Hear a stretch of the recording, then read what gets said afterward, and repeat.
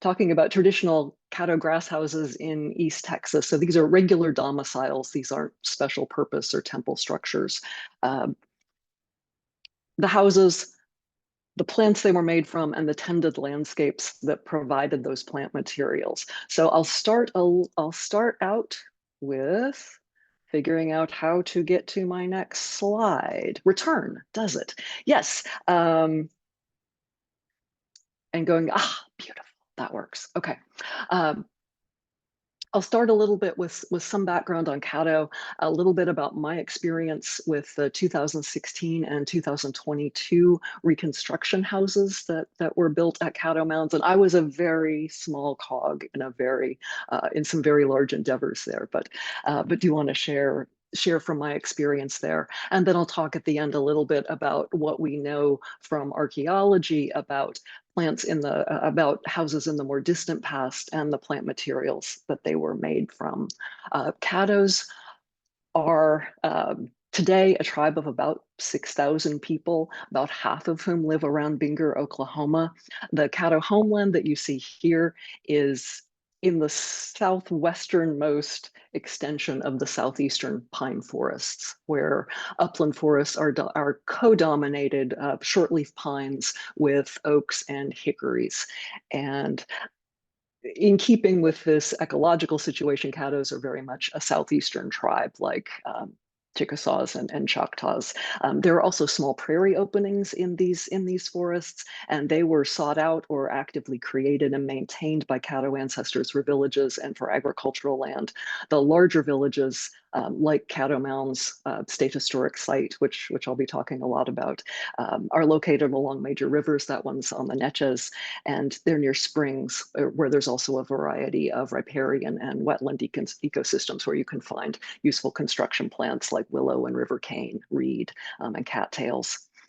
The tribes that speak Caddoan languages are traditionally located at the interface of the woodlands and the plains, where they grew crops. These are all agricultural peoples. They grew crops, hunted bison, and traded goods between the plains and the woodlands peoples. And it's no accident that Caddo Mounds is located at the intersection of two major transportation routes, the Neches River and the overland trail that we now call the Camino Real. Caddos proper, as you see on the map, are the southernmost of the Caddoan speaking tribes. Leadership in historic times was divided between a political leader, who's the Caddi, and a spiritual leader, the Chinisi, and it reflects a value of balance in a multivalent world. And the traditional houses, these regular domiciles, the houses where families lived, were usually round, and they're thatched from the ground to the peak in grass. You can see that there on the lower left of a traditional structure, a traditional house, a ramada on the far left, and then in toward the center, looks like a drying rack there, another type of structure that you see in the traditional villages. The Caddo tradition of building grass houses died out in the late 19th century, but their Wichita cousins continued to build grass houses in the slightly different Wichita style. And you can see that house, traditional Wichita house there on their seal. Notice those four poles sticking out of the top of the house. That's a Wichita house feature that's not present on Caddo houses. The Caddo seal features the dance ground. And Wichitas were one of several tribes who built traditional houses for the 2004 World's Fair in St. Louis. Caddo elder Phil Cross, who led the 2016 house built at Caddo Mounds, learned from Wichita and Caddo tradition bearers. So some things to note about this house that will be different from Caddo houses are, well, first of all, the four poles coming out the top of the house. Also, the interior frame that you can see on the leftmost photo. Looks like there's an interior frame of about 6 posts. And the third thing to note is how close together the horizontal supports are on those houses. They're much closer together on these Wichita houses than on the Caddo style houses that we built. And I believe that that's an ecological function, that Wichitas are more people of the midgrass prairies as opposed to Caddos being on the tall grass prairies, and Caddos just didn't need had access to much longer grass and didn't need these much closer support poles. So the earliest historic accounts of Caddo architecture are from French writers who were part of La Salle's expedition in the 1680s. They apparently saw and were able to describe the physical process, the engineering process of house construction. Father Espinosa is able to describe grass house construction as a social process from his own and others' reports a few decades later in East Texas. I participated in the 2016 and 2022 grass house constructions, but there was at least one previous reconstruction house built at the mounds. This house from 1981 stood until 1995 when it was ceremonially burned. Koo-Hoot Kiwat is the Caddo term for a traditional grass house. And the 2022, this is the 2016 house. The 2022 house was built in the same location.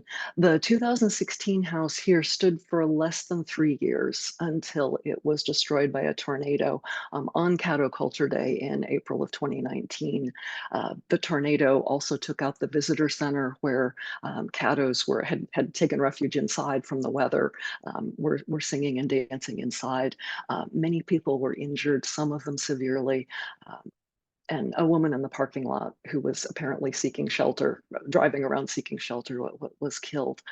I seem to have lost my ability to go forward. There we are. In the Caddo language, the word for tornado, or really the whole experience of a tornado and its effects, is shaho. And soon after the destruction, Caddo Mounds and Caddo Nation began to look for ways to promote community healing. And one of the events was the installation of a Shaho memorial sculpture in the garden area that was one of the few things to survive the tornado. So all of the, and of course the 2022 house was an ongoing part of that healing effort. And all of this is kind of a long way of saying that there was a lot of history and a lot of heavy history for Caddos and for Caddo Mound State Historic Site between the 2016 and 2022 houses. Leadership from Caddo Mound stayed constant, and you see the leaders listed there for 2016.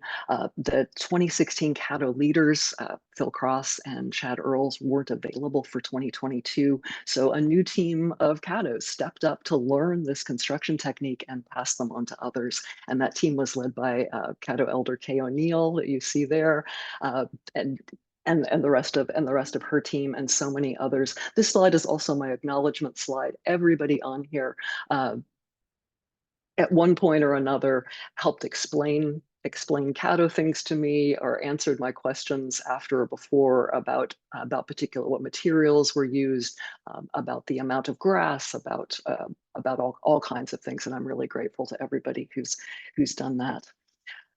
So the Caddo, the building process of a Caddo house began in the present and in the past with a group meeting of the leaders.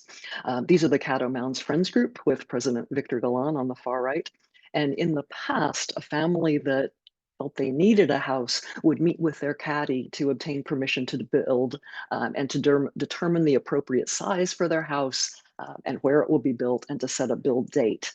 And the caddy would then send his men out to the households who were being asked to participate in this build.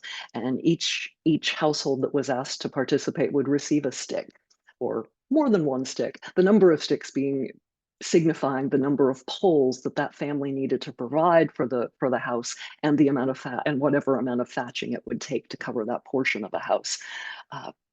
And the bottom photo in this picture shows the prepared ground for the 2022 build spot. And it is both for the 16, it was also the 2016 house build spot. And it was a place at Caddo Mounds where no houses had been built during all the centuries that Caddo ancestors lived at Caddo Mounds. Now, the next step for us was the switchgrass harvest, and all genders participated in that. In the past, women were in charge of getting the grass and men were in charge of getting the poles. We used between 30 and 35 poles for the outer frame of each house, and They're chosen in the early spring, flagged in the early spring for straight growth and the proper diameter in the early spring, but they're harvested later in April for the 2016 house. In the hot summer of 2022, the poles needed to be cut and peeled immediately before use. We kept them as wet as we could that summer. Oh, this should be July 2022, sorry, slide's wrong. We kept them as wet as we could, but we did lose some to snapping and cracking. So the actual build both times began with ceremony and with placement of the poles that are aligned to the cardinal directions, beginning with the east pole and moving counterclockwise. Maybe you can see that the posts have already been dug in this picture, and the perimeter of the 2016 house is outlined in cornmeal. The 2016 house was smaller, it was about 26 feet in diameter. The 2022 house is 28.5 feet, or about 9 millimeters wide. So the 4 directional poles are gathered together. We were on a scaffolding. In former times, the trunk of a youngish tree would have been buried fairly deeply in the ground with the stumps of its branches left on it so it could function as a ladder. And 2 young men, or 2 people socially recognized as young men, would work on the ladder according to historic accounts. And all the poles are attached to a hoop, which is really kind of the linchpin, the linchpin for the house. The 2022 hoop is here. The Caddo team made the hoop from grapevine that was harvested on the site and lashed with what I believe is red cedar bark and grapevine lashing. And grape and red cedar are both very important cultural plants to Caddos. The poles that we used for the house frame were 30 to 35 feet long. Some historic accounts describe houses as 40 to 50 feet tall, which would require considerably long poles. So 40 to 50 feet long, shaped by a beehive, and horizontal supports you can see there are tied to the poles with strips of tree bark. In former times, we used commercial ropes that you can still see the ends of those hanging in the photo. The horizontal supports are willow branches, maybe 2 inches in diameter. If you look carefully, you can see that there are openings for 2 doors, one there in the front, which is east, and one to the west that is for ADA compliance and also to quickly evacuate dozens of 3rd graders in an emergency. They have a lot of school visits at this site. Traditional houses probably only had 1 door facing east. Wichita houses, the larger ones had 4 doors and the smaller ones had only 2. We used switchgrass for thatching in both years. Spanish accounts don't really mention the materials used historically. Later accounts talk about prairie grasses for both Caddo houses and Wichita houses, and switchgrass is certainly a prairie grass. Historic accounts do mention that thatching is 3 handsbreadths thick for Caddo houses and starts at the bottom and works its way to the top, that's the opposite of traditional European thatching. So all the accounts mention this, that they're doing it. They don't say that they're doing it backwards, but it seems to have stuck in people's minds that this was just something not done in Europe. Each section of the house, by the time you finish, is covered in at least 2 or 3 layers of thatch. I believe we got to about 18 inches of thatch on these houses. Wichita thatching was traditionally 2 or 3 feet thick, which I think again speaks to their more northern location and relatively unprotected there on the prairies as opposed to the woodlands of a lot of the Caddo houses. And the accounts also talk about decorations woven into the thatching or woven with the thatching. And thatching is essentially sewing bundles of grass onto a frame with ropes and a very large needle. You need a team inside the house and a team outside. Our team, again, was on a lift on the outside, but in former times, some of the smaller members of the thatching team would simply have climbed up the outside of the structure to get that done. Our needle was made from a dowel from the hardware store, but on Wichita archaeological sites, there have been recovered at least 1 curved bone needle made from a rib bone. Possibly, I won't speculate on what kind of animal, but an animal rib bone there. This is our 2022 house, and every other post was reinforced, something that we didn't do in the 2016 house. Also note the presence of children. There were children and dogs around, especially for the 2022 build, and it added a lot of life. And of course, it's also important for acculturating the children so that they are more prepared to learn and pass on this tradition as they're older.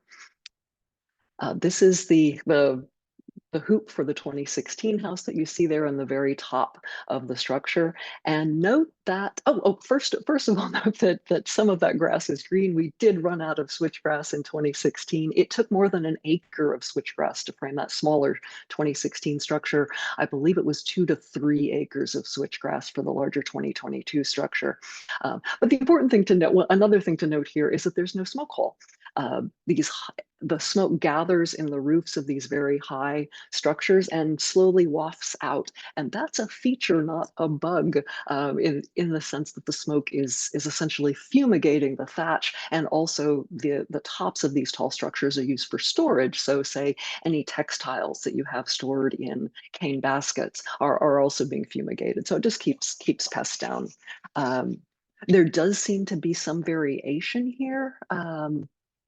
Here's a Wichita. Wichitas did have smoke holes, and in this depiction, they're in the center of the structure.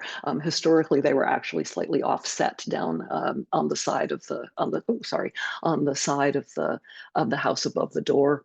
Archaeologist Tom Middlebrook does believe he has found one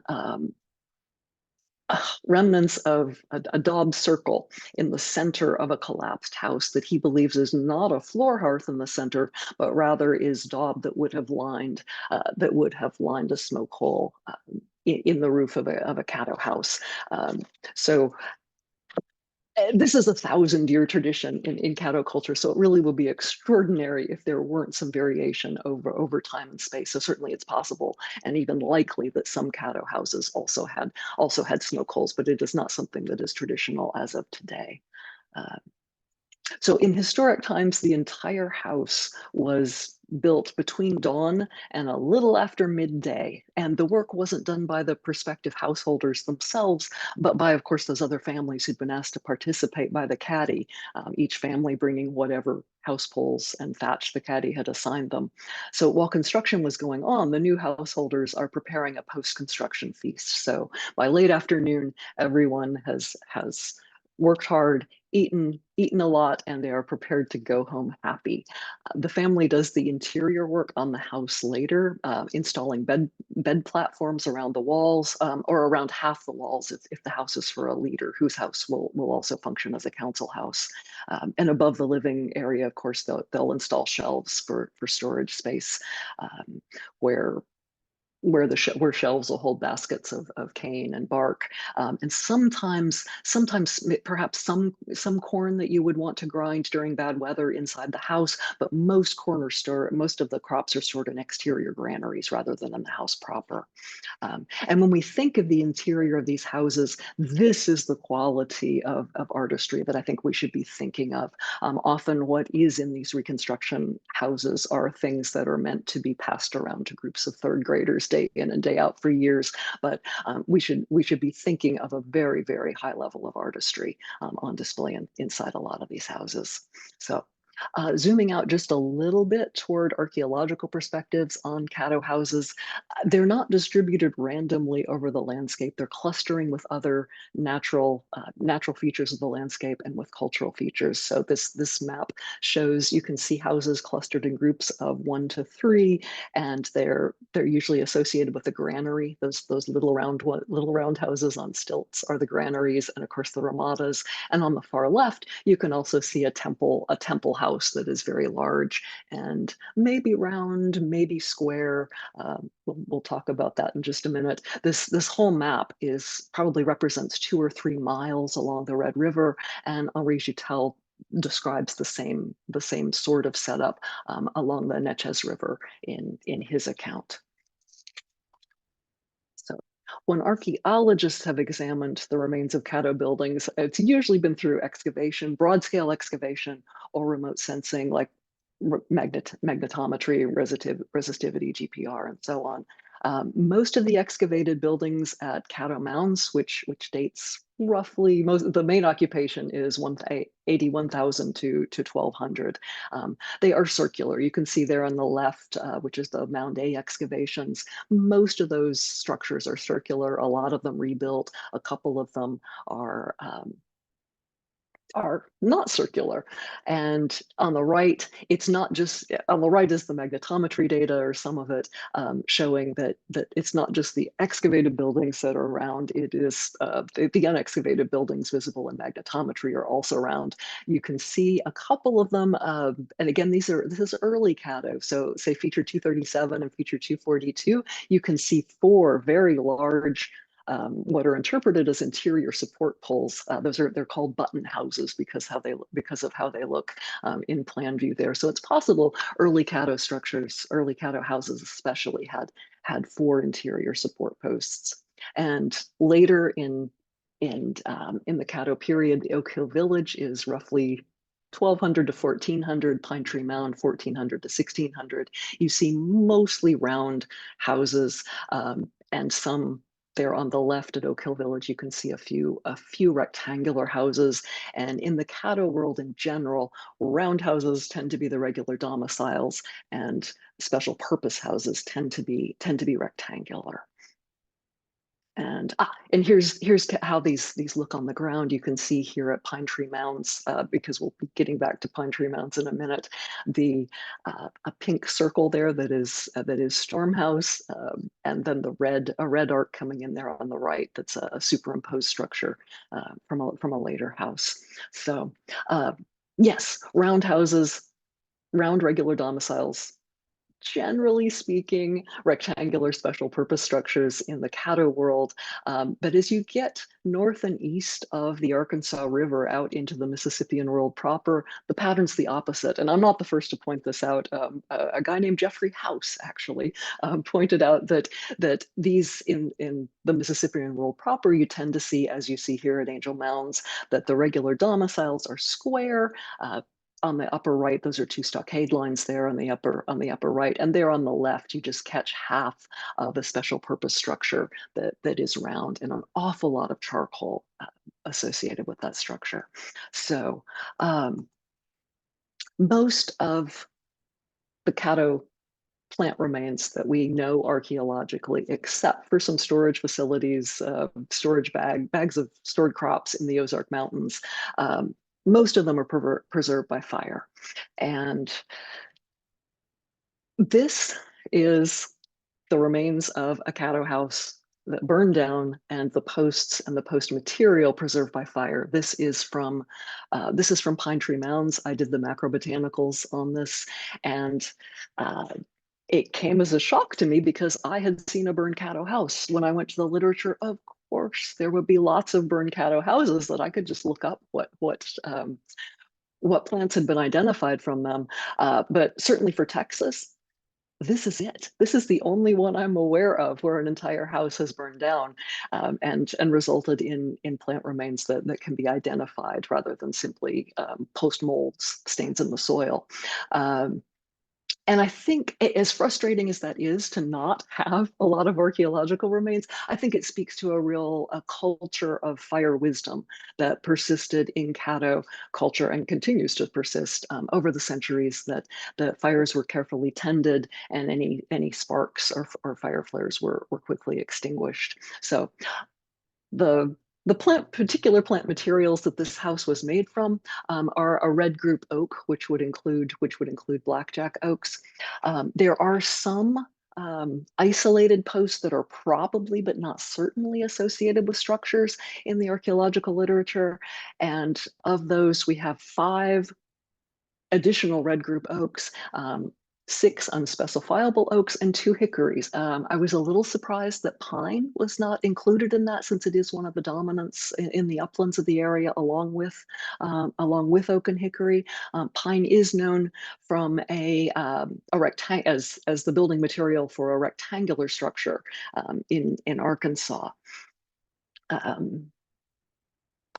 and In terms of rot resistance, bodark or red cedar, Maclura pomifera or Juniperus virginiana, would have been more rot resistant, but bodark doesn't grow in the very long, tall, straight growth habit that, or at least not without extensive pruning, that's more typical of oaks or especially pines. And caddos tend not to use red cedar for everyday activities. Wichitas do. They have historically used both bodark and red cedar, and the World's Fair house built by Wichitas used willow poles. Cottonwood poles are also known for Wichita houses. So in terms of the thatching material, I don't think we have direct evidence of the thatching. We did use switchgrass. Again, a prairie grass, very common, and it's tall and it grows in these beautiful bundles that are just easy to harvest and create a single bundle from a single stand of, or a single plant of switchgrass. So Wichitas traditionally did not. They say that they didn't use switchgrass because the deer would eat it, and they did traditionally use wetland grass, common reed. That again, that's a traditional thatching material in Europe, and that's very possible that caddos used common reed in addition to switchgrass. Other prairie grasses that would have been suitable, big blue stem, little blue stem, possibly Indian grass, all would have made good thatching material. And the bark that was used to attach evidence, to attach the horizontal supports to the poles. Again, I don't think we have any direct evidence of it, but Espinosa describes the bark as so strong, the pieces of bark, so strong they cannot be broken between the hands, however thin they might be. And Liz Horton has suggested that the inner bark of black hickory would fit the bill. And also caddos taught Henri Joutel how to use hickory bark to make straps for the French horses when he visited there in the 1680s. Their dogs had eaten all the leather that they had. Wichitas traditionally use slippery elm bark for their ties. I want to mention cane because there is quite a bit of cane on caddo sites, whether it's whether it's associated with burned houses, burned houses on the mounds. The special purpose structures on mounds are traditionally decommissioned by being partially disassembled and then burned. So we do have an awful lot of plant material from special purpose structures. So, and that includes cane. I think that the presence of cane in the houses and speaks to the importance of cane as a material for arrow shafts and baskets and mats and blow tubes and feather holders and all kinds of construction. So I think when it's found with burned structures, I believe it's mostly from interior shelves or baskets or interior dividers rather than as thatching or as wattle. So, and willow seems a very likely support choice of wood for the supports because it's flexible. It's what was used on the 2016 and 2022 houses, and it was also what the Wichitas used on their 1904 World's Fair house. So the diverse ecosystems that these plants come from, I think would have occurred within easy reach of most villages and farmsteads, but it takes human tending to produce plant parts in the most useful shapes and stages of growth at the times that they're going to be needed. So cultural fires ensure those even-age stands of river cane and trees are pruned or burned to produce straight shoots. Fires prevent woody plants from encroaching on the open prairie. So if you're not already familiar with Kat Anderson's work, I encourage you to consult that for a more comprehensive documentation of really the breadth and depth of Indigenous land management practices in California. And I will close by noting that a house doesn't stop at the walls, either in the activities of the household or in the connections to other people and places. So the communal construction of a house in the present or in the past, it cements ties within and between communities, and it brings people from all over to eat and dance and tell stories. People come from all over the social landscape, just as the plant materials come from all over the physical landscape. And you too, if you are near to Nacogdoches, Texas on May 18th, you can come to the Grand Visitor Center grand reopening, and I encourage you to do so. So I will say thanks for coming. That is my contact information. And this is a QR code to a bibliography for the Caddo houses. Questions, comments, concerns? That Oh, was hello. really wonderful. Sorry. Well, thank Hi. you. Okay. I just wanted to say, like, I really think it's great how that, I guess, highlights, I guess, the essence of ethnobotany. It's not just human use of plants, but human Mm, relationships with plants and mm, human relationships with humans around plants. yes, yeah, and human relationships mediated by plants. So yeah. So hello, did Mike? Did you have your hand up, or just saying hi? I was clapping for you. Oh, Great. oh, thank you. I'll Thank you. have a question So, later. okay. No, Um, yeah. I so I'm going to attempt to mediate questions Okay. in terms of just getting everybody's questions answered. Yeah. So I guess since it's hard to see everybody, I think if we maybe make a queue in Oh, the chat, okay. and oh, okay. I guess there's our first question. Okay. Can you see that, Dr. Bush? Yes. What is the sustainability of using the grasses since it takes so many acres to construct just one home? Do you feel it's a feasible practice in current climate and land use practices? Why or why not? Are the plants at risk? That's a good question. The 2022 houses, sorry, um, were constructed from donated grass. Some of it was grown by the Plant Materials Center, the USDA Plant Materials Center, actually for both years, associated with Stephen F. Austin State University in Nacogdoches, and individual landowners also stepped forward from there. People even went to Louisiana.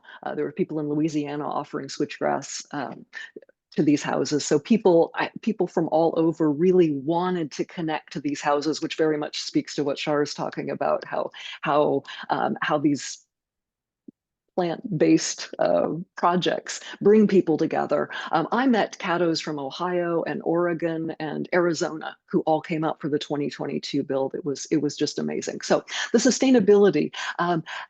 These houses last a long time. Thatching is interestingly enough not the limiting factor in the houses. It's the decay at the soil line. So it's the posts that are the limiting factor. That house, the 1981 house that only lasted 14 years, was not tended. Phil Cross told us that 30 to 40 years is pretty typical.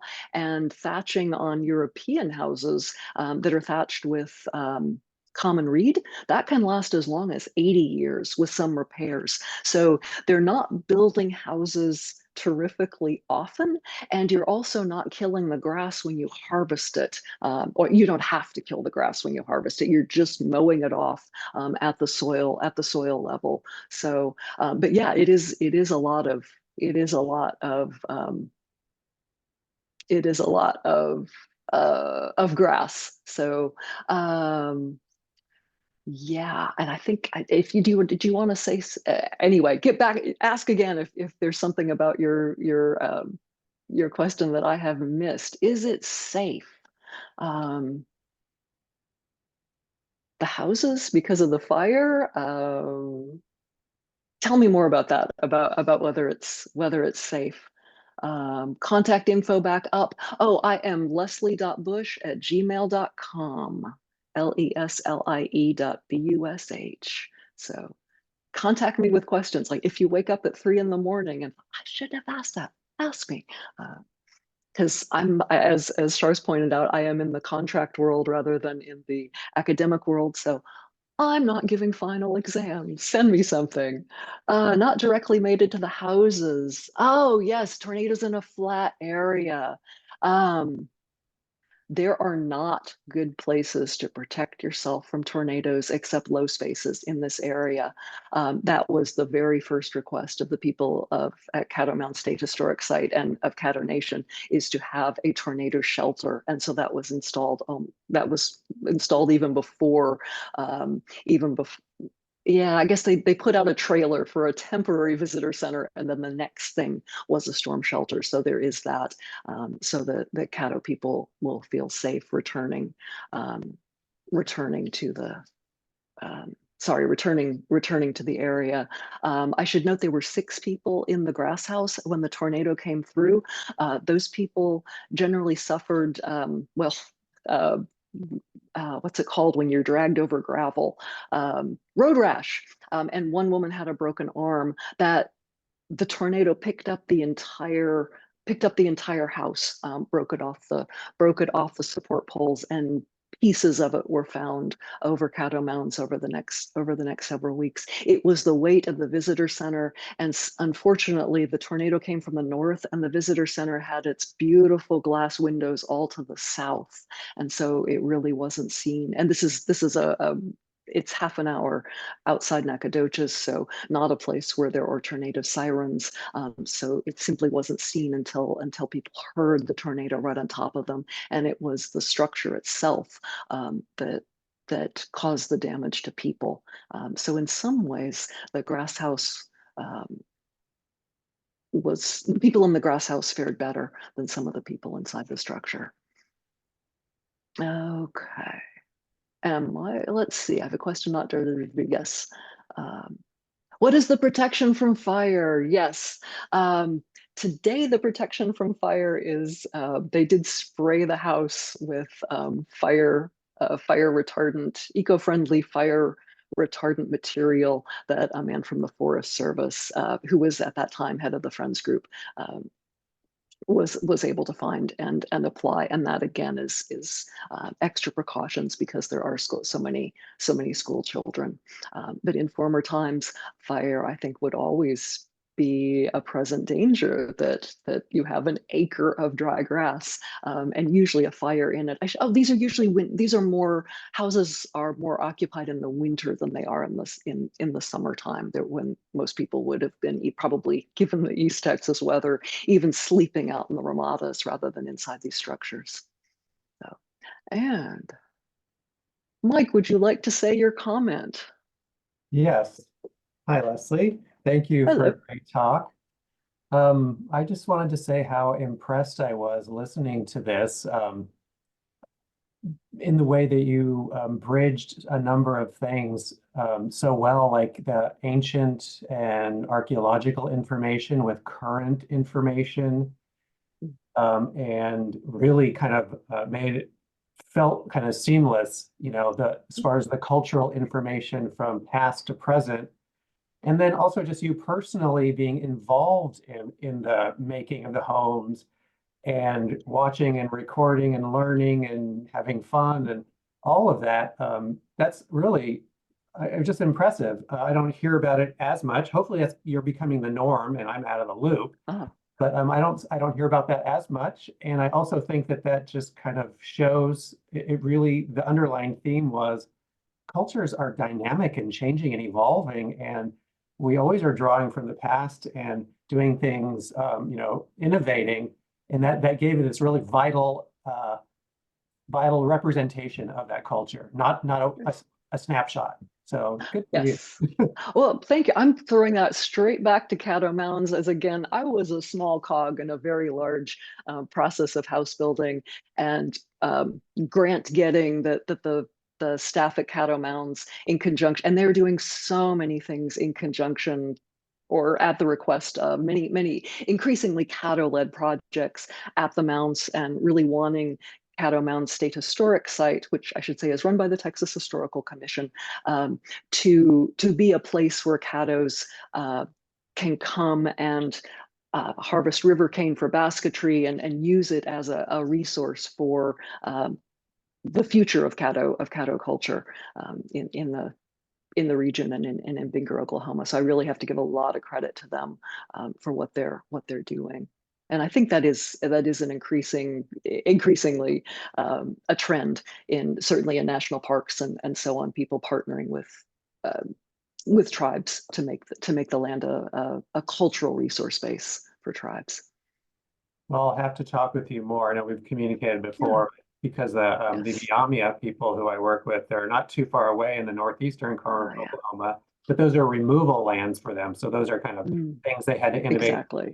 new things, but still some of Mhm. the same, there's a lot of overlap. So thanks. Yeah. All right. Do we have any more questions or comments or anything? This is sort of an open forum at this point. Yeah. Or I can say stuff that I had to leave. Oh, I should have mentioned. I mentioned that the site at Caddo Mounds where both houses were built was a place where there had not been much of anything built during all the years of the ancient Caddos lived there. And that's because you don't really notice it until you put a house there, but it's a very slightly low spot. And after heavy rains, water would gather. So after the 2016 house was built, they put some more fill in and then put in an extra few inches of fill again before the 2022 house. So they think they've gotten that taken care of. We'll see. But yeah, they obviously did cultural compliance, magnetometry and test units before they did either build. So. I think we have right. another question. Oh, okay. What are your next steps or Steps or interests? interests. Continue to go back and participate in a lot of the Caddo doings at Caddo Mounds and the ways the house. I'll be really interested to see the way the house is used at Caddo Mounds, both for school groups and also Caddos obviously come and do ceremony there. The first official fire inside that house was started with a bow drill in the old way. So yeah, and then and there are also landscaping projects. Caddo led, and I've been hired as a consultant for ancient plants and archaeologically known plants that how to incorporate those in the landscape. And there are other Caddo consultants for current crops that are currently being grown or that have particular ceremonial uses for caddos that will be added to the landscape at Caddo Mounds. So it's sort of like garden building?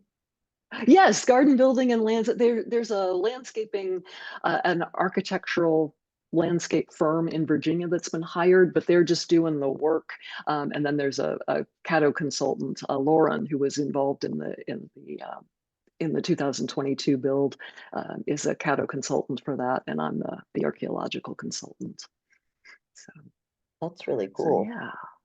Speaking of, Yeah. someone asked, how did you get into such a great place in your career?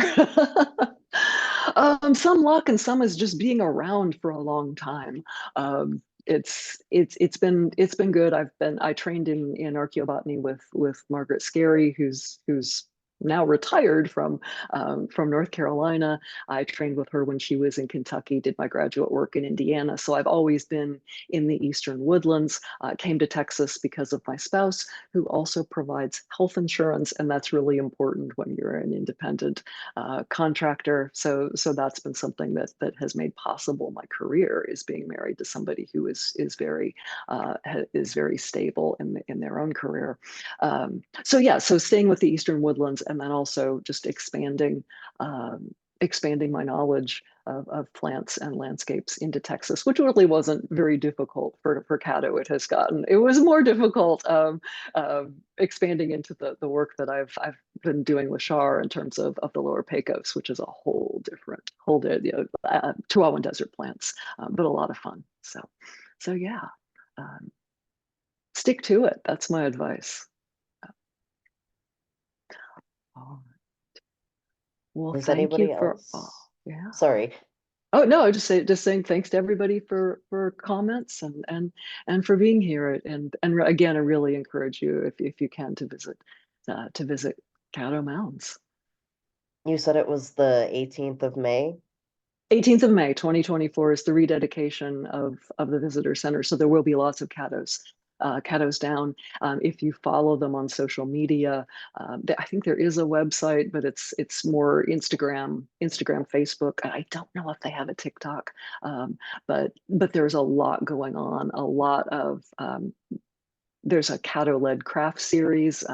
Chase Earls, Chad Earls, who's Chase's brother. Chase was on the house, and Chad was on the house. Anyway, yeah, a ceramic artist came and led a group of people digging clay from the Neches riverbanks, and led that whole process of making traditional pottery over a couple of weekends. And there's been pine needle basketry, river cane basketry, all kinds of workshops by caddos for other caddos and for other visitors who want to learn those traditions. That's wonderful. Okay.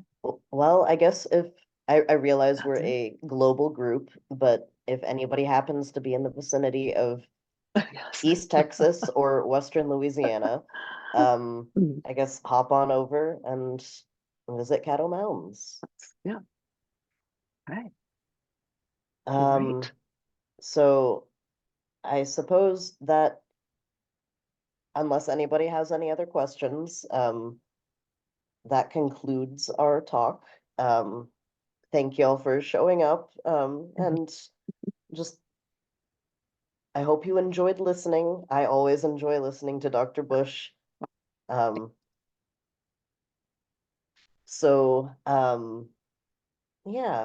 thank y'all for coming out. All right. Bye-bye. Don't hesitate to be in touch, y'all. Bye-bye.